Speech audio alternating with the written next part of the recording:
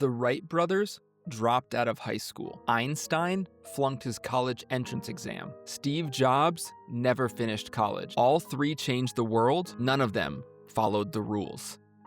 Welcome to Raising Geniuses. I'm Jordan Lipsky.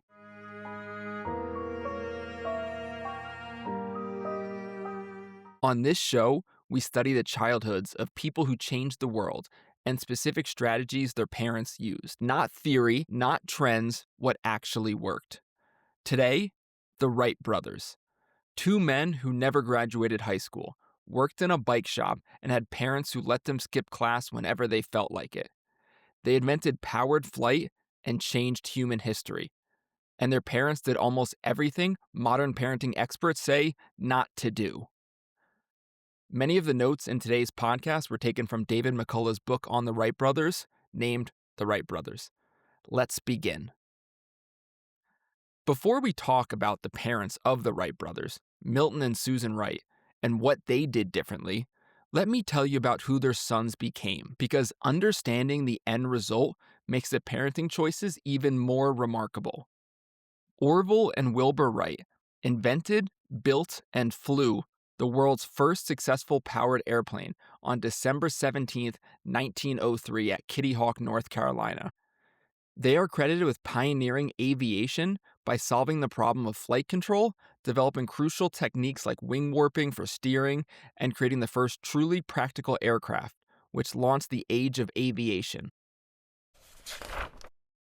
But none of that was inevitable. So let's go back to the beginning, to a household in Dayton, Ohio, in the 1870s and 80s, where two parents were doing something radically different. Picture the Wright home. It's not fancy. Milton Wright is a church bishop, which sounds prestigious, but doesn't pay much. Susan manages the household. They have 5 kids total: Wilbur, Orville, and their siblings. But here's what makes this house different. Books. Everywhere. The front room has floor-to-ceiling shelves, packed with everything you can imagine. Charles Dickens, Mark Twain, Hawthorne, a 6-volume history of France, Darwin's Origin of Species, encyclopedias, poetry, travel, writing, natural history. Most middle-class families in the 1880s might have had a Bible and maybe a couple other books. The Wrights had hundreds. And here's the thing, these books weren't decorative. Milton could constantly be found reading, either in his chair at home or at the public library. The kids would see him completely absorbed in a book every single night. Milton didn't lecture his kids about the importance of reading. He just read. Constantly.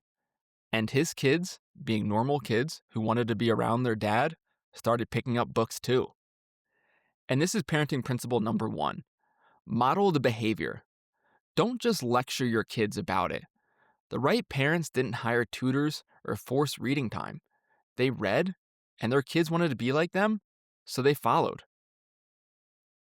One day in 1878, Milton came home from one of his church trips with a toy. It cost 50 cents, which is not nothing for a family on a tight budget back in those days. It was a little toy helicopter made of cork, bamboo, and paper. He tossed it in the air, and the boys, Wilbur was 11 at the time and Orville was 7, watched it spin towards the ceiling. Now, most parents might bring home a toy as a distraction, try to keep the kids busy. But Milton believed something different. Toys weren't just for fun, they were for learning.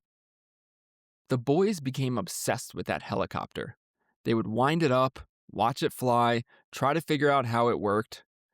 When it eventually broke from all the use, they didn't ask for a new one. They tried to build their own. They wanted to understand the principle behind it, what made it fly. And Milton and Susan? They encouraged this.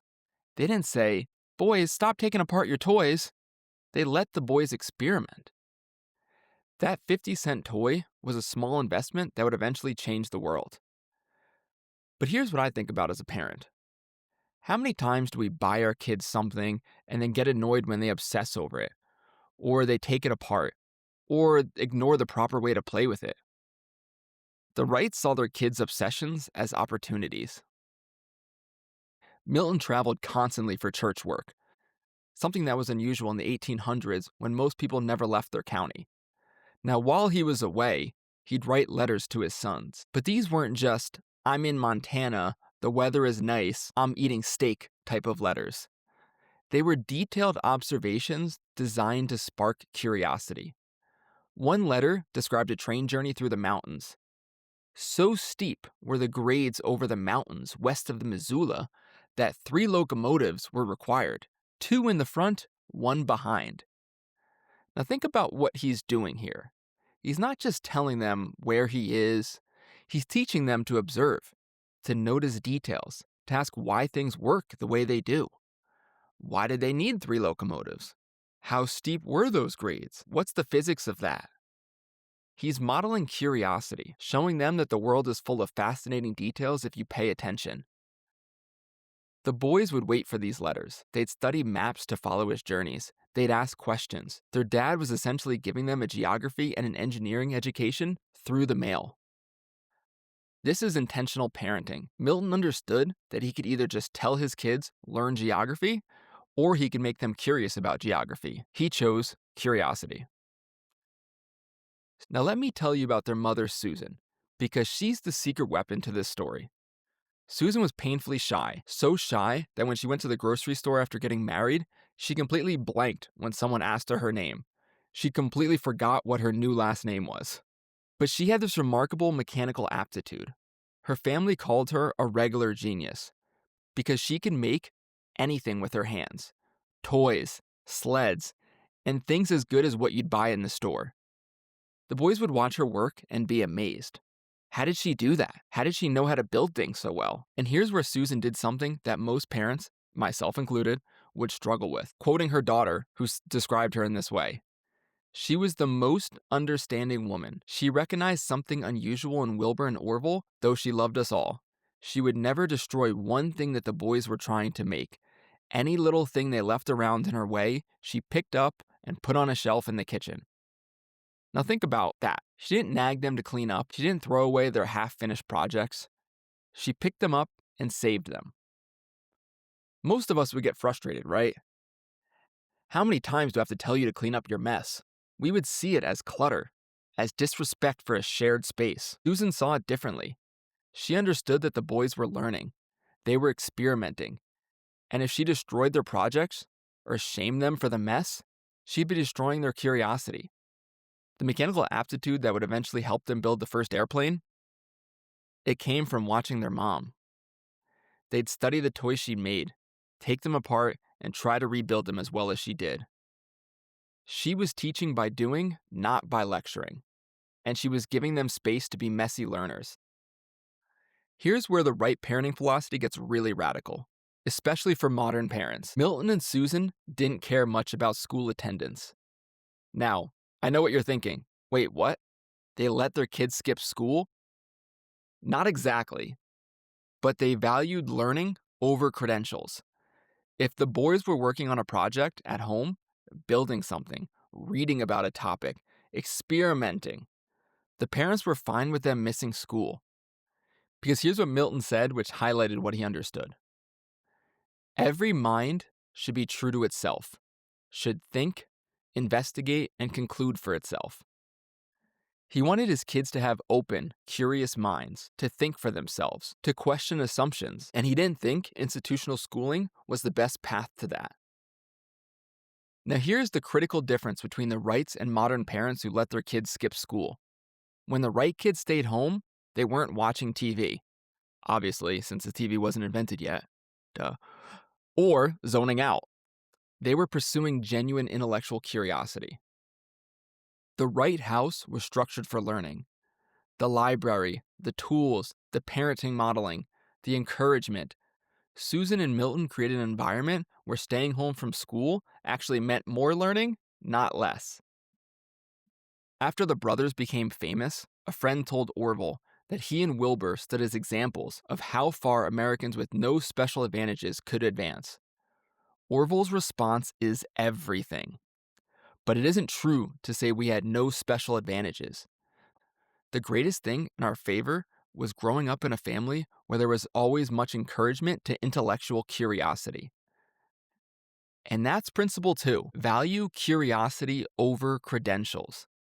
The Wrights didn't obsess about grades or attendance. They created an environment where learning was irresistible, where staying home from school meant more learning, not less.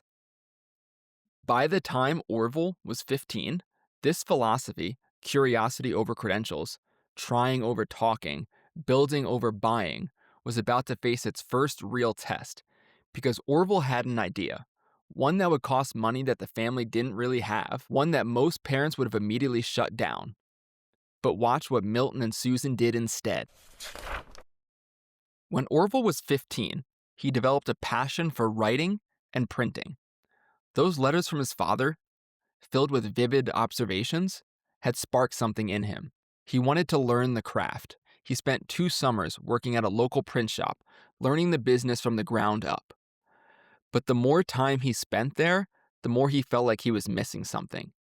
He had ideas of his own, stories that he wanted to tell, a vision of his own operation. He wanted to start his own printing press. Problem: he didn't have any money. He was in high school. Most teenagers would have stopped right there. But Orville was a Wright. He watched his mother build toys from scratch. He'd seen his father model curiosity and problem solving. So he did what came naturally to him. He built his own printing press. Using a discarded tombstone for the press bed, a buggy spring, some firewood, and scrap parts from a junkyard, Orville constructed a functioning printing press in a few weeks. It could print 1,000 sheets in an hour. When an experienced printer from Denver saw it, he said, "It works, but I don't see how the heck it works." Now, this is where most parents would step in with concerns. Their 16-year-old son was dropping out of high school before his senior year. He was building printing presses out of tombstones in the backyard. He wanted to start a business instead of finishing his education. But Milton and Susan saw something different. They saw determination. They saw ingenuity. They saw their son doing exactly what they taught him to do: figure out things for himself. So when Orville proved he was serious, when they saw that makeshift press actually working, they found the money to help him buy a real printing press. This wasn't a wealthy family. This was a significant chunk of their savings. And that's parenting principle number 3, investing in their experiments, even the impractical ones. A high school dropout running a printing business? Most parents would say, finish school first. The Wrights bought him a press. They didn't worry about him failing. They knew hands-on learning beat textbooks every time.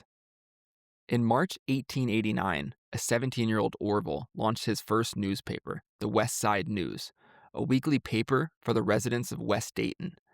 The first issue was distributed, free to attract customers. After that, subscriptions cost 40 cents for a year.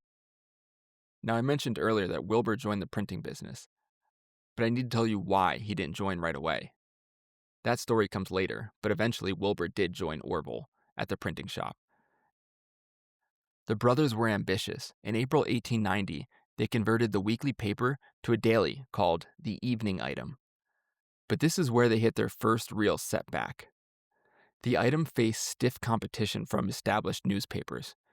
It lasted only 4 months. But here's the thing. They didn't quit printing. They just pivoted. Instead of newspapers, they focused on commercial printing, church materials, letterheads, calling cards, directories, annual reports. They even printed a newspaper called The Tatler for Dayton's African American community, edited by Paul Laurence Dunbar, who would later become an internationally acclaimed poet. The commercial printing business was steady, profitable. They hired someone to help with the workload and run the business. And during this time, the boys fell in love with an article they printed called Encourage Your Boy. The article captured exactly how their parents had raised them. The article states, "Do not wait for the boy to grow up before you begin to treat him as an equal. A proper amount of confidence and words of encouragement and advice. Give him to understand that you trust him in many ways. Helps to make a man of him long before he's a man in either stature or years. If a boy finds he can make a few articles with his hands, it tends to make him rely on himself. And the planning that is necessary for the execution of the works is a discipline and education of great value to him." The boys were living proof of this philosophy, but I've left something out. Something critical that happened during these years. Because while Orville was building that printing press, his older brother Wilbur, the one everyone said was headed to Yale, was going through something far darker. Something that would test Milton and Susan's parenting philosophies in a way nothing else had. Let me tell you about the worst day of Wilbur Wright's life. Let me take you back a few years. Wilbur Wright was supposed to be the success story. He was the golden child, star athlete, great student. He was everything his parents dreamed of. He was studious, reflective, had a memory where he wouldn't forget anything, also had an intense focus and concentration. He was excelling in school, so much that everyone was talking of him going to Yale. Even with the parents not putting such pressure on school and making school a priority, Wilbur was still a star student. Everyone was talking about how special he was, but then one moment changed everything in his life. One winter afternoon in 1886, Wilbur was playing hockey on a frozen pond near their home. Then, in a single moment, his entire future changed. A hockey stick slammed into his face, breaking his jaw and knocking out most of his upper front teeth. The boy who hit him, Oliver Crook Haw, 3 years younger, known as a neighborhood bully. Years later, Haw would be executed for murdering his own parents and brother, and believed to have killed as many as a dozen others. Whether the hit was intentional, we'll never know. After Wilbur was hit in the face, he suffered excruciating pain in his face and jaw. He had to be fitted with false teeth and started to have stomach problems, heart palpitations, and spells of depression. Everyone started getting concerned, and his life started to fall apart. He stopped going to school, eventually dropping out. All that talk of Yale was gone. Now, this was a huge test for the Wright parents. They preached curiosity and exploration. How would they respond to Wilbur's depression? Exactly the way they should have. By loving and supporting him. They didn't sit there and pressure him to get his life together. What would the neighbors think with their boy having a depressive episode? They didn't care.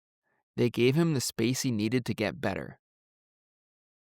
But here's what made the crisis even harder. The family was already dealing with tragedy. Susan had been diagnosed with tuberculosis, and her condition was worsening.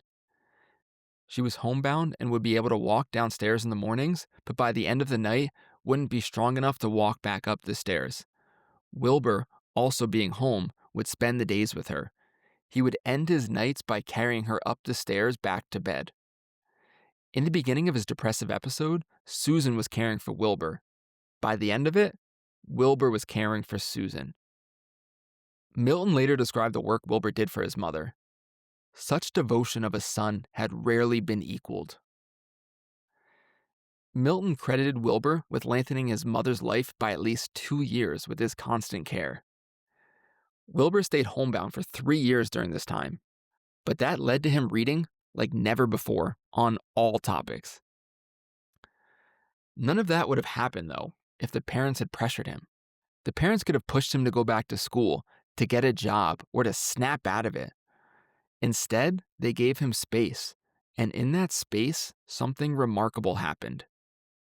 Because while Wilbur was reading everything in his father's library, history, science, engineering, he stumbled across something that would eventually change everything. Stories of people trying to fly. And for the first time since the hockey stick hit his face, Wilbur felt something inside him. Not just curiosity, purpose. And that's principle number 4. When crisis hits, support, don't pressure. The Wrights didn't pressure Wilbur to get his life together. After he fell into depression, they gave him space and time to recover. This is their star son, who has now dropped out of high school. Their Yale-bound golden child. How must that look to the neighbors? Like failure. But the Wrights didn't see it that way. They knew he needed time, and they were there for him. And that patience, that willingness to let him heal at his own pace, made all the difference. Without it, there's no reading, there's no aviation interest, no Wright Brothers. In 1889, Susan Wright died. Wilbur had cared for her until the end. The loss devastated the family. But something had shifted in Wilbur. Those 3 years of reading, of caring, of finding purpose in flight, they'd changed him. Shortly after his mother's death, Wilbur emerged from his isolation. He was ready to rejoin the world, and his younger brother Orville had a printing business that was starting to thrive. The brothers reunited, and together they were about to discover something that would take them far beyond printing presses. With Wilbur now at his side, Orville's printing business flourished. The brothers worked well together, Wilbur the editor, Orville the publisher. But by the early 1890s, something else was capturing their attention. Bicycles. The safety bicycle, the design we'd recognize today, with 2 equal-sized wheels, had just been invented, and suddenly, millions of Americans wanted one. Bikes meant freedom, exercise, the ability to travel miles from home under your own power. Now remember, this was before cars. For most people, bikes were revolutionary. Now a quick funny aside. Not everyone in the country was thrilled about this. People said bikes were morally hazardous because in the past, kids couldn't go far from home because they were on foot. Now with bikes, kids had more autonomy and could go away from the house. People were worried that since kids had bikes, they would no longer spend the time they should with books. But everyone kept riding bikes anyway, and the Wright brothers, being the ones to try new things, got swept up in it too. In December 1892, the brothers opened their own bicycle shop, the Wright Cycle Exchange. They sold bikes, rented them, and repaired them. They carried high-end brands and built a reputation for quality. Timing was perfect. The bicycle boom was at its peak. Within a few years, they would move locations several times. They eventually settled on a location where they could consolidate both printing and bicycle operations. By 1896, they'd started designing and manufacturing their own bicycles. These weren't cheap bikes thrown together quickly. The brothers built each bicycle to order, hand-making parts with basic tools. They invented their own oil-retaining wheel hubs and coaster brakes. Orville was particularly passionate about bikes. A friend described him this way. Bring up the subject of shapes of handlebars or types of pedals on the early safety bikes, and his whole face lights up. The brothers were great engineers. They understood how to make bikes lighter, more efficient, and better. And the business was successful, earning them around $2,000 to $3,000 a year. That was significant money in the 1890s. That's over $100,000 in today's money. The bike shop wasn't just covering their expenses. It was making them profitable, secure. They had a steady income, repeat customers, and a growing reputation. And here's where most people would have stopped. They had a successful business, they were making good money, they'd proven themselves. Why risk it all for something else? But in the 1890s, something else captured the brothers' attention. Flight. The brothers started reading everything they could about aeronautics. They became obsessed with the question, how do you control a flying machine? By 1899, they were spending their profits from the bike shop on flight experiments. In 1899, they sold the printing business to a competitor. They needed to focus. After 1902, they made fewer and fewer bicycles. They were conducting wind tunnel experiments on the second floor of their bike shop. They were building gliders. They were traveling to Kitty Hawk. By 1904, they stopped manufacturing bikes entirely. In 1909, they sold the Wright Cycle Company to a competitor. Now, let's go back to the parents. Think about what Milton and Susan just watched their sons do. The boys had built 2 successful businesses. The printing operation was profitable enough to sell. The bicycle company was earning them thousands of dollars a year, more money than many professionals made. And then their sons decided to walk away from it all to chase this impossible idea about flying machines. Most parents would have panicked. You're going to throw away a successful business? For what? Flying machines? No one's ever done that. Stay with what works. But not the Wright parents. They'd been cultivating something in their sons since childhood, a belief that they could figure anything out, the courage to try new things, the freedom to pursue what truly fascinated them. Printing taught them precision and attention to detail. Bicycles taught them about balance, control, and mechanical engineering. Both were stepping stones, not destinations. Most parents push their kids to stay safe, to stick to what's working, to be practical. The Wright parents did the opposite. They gave their sons permission to leave security behind for something greater. And that's principle number 5. Give permission to pivot from success to passion. The Wrights didn't support their sons through failure. They supported them through success. When the boys wanted to leave profitable businesses behind to chase an impossible dream, the parents said, "Go ahead."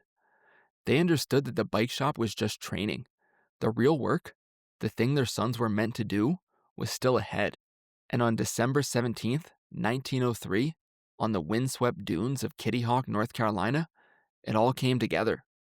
Orville piloted the first flight, 12 seconds, 120 feet, then Wilbur, then Orville again, then Wilbur one more time, staying in the air for 59 seconds and covering 852 feet. Two brothers who had never graduated high school had just changed the world. Milton Wright lived to see his sons become world famous. He was there when they demonstrated their flyer in Washington, D.C., when they'd signed contracts with the government, when the world finally believed. He died in 1917, knowing he'd raised two men who had changed history. But here's what I think mattered most to him. He raised two sons who were taught to be observant, to read, and then experiment. Failure didn't matter because nothing was a failure if you were learning. The two brothers never married, but always stayed close with their family. They never focused on getting credit or being more well-known than the other. They worked together at everything and shared credit equally. Their partnership was the foundation for their success. All this came back to their upbringing and how they were raised. Now, what made the Wrights different? First, they understood that kids learn by watching, not listening. Milton modeled reading and curiosity. Susan modeled making things with her hands. The boys absorbed it all. Second, they trusted their son's judgment. When Orville wanted to drop out of high school to run a printing business, they invested in him.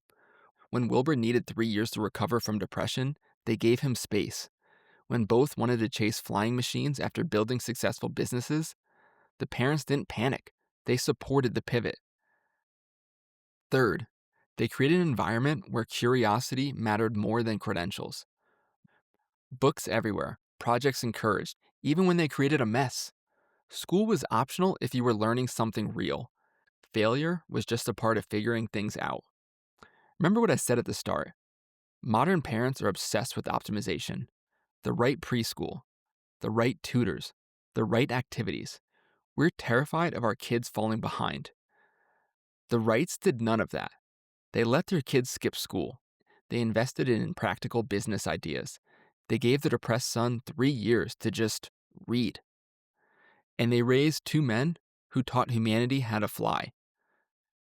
Now, will your kids invent the next airplane if you follow these principles? Maybe not. But here's what you will create. A kid who believes they can figure things out. A kid who isn't afraid to try new things. A kid who knows that failure is part of learning, not the end of it. Remember what Orville said when someone told him he and Wilbur had succeeded despite having no special advantages? Let's just recap the quote. But it isn't true to say we had no special advantages. The greatest thing in our favor was growing up in a family where there was always much encouragement of intellectual curiosity. That's it. That's the secret. Not expensive schools, not intensive tutoring, not perfect grades. Intellectual curiosity, encouraged relentlessly by parents who trusted their kids to find their own way. The Wright parents didn't know they were raising geniuses. They were just raising their kids the best way they knew how, with trust, patience, and a whole lot of books. You can do the same, one book at a time, one experiment at a time, one moment of trust at a time. Thank you. Next time on Raising Geniuses, Albert Einstein. Teachers called him the dopey one and said he'd never amount to anything. His mother ignored them all. Subscribe so you don't miss it. Thank you for listening to this episode on the Wright Brothers. If you enjoyed it, please leave a review and let me know which genius you would like me to cover next. Until next time, question everything raise geniuses.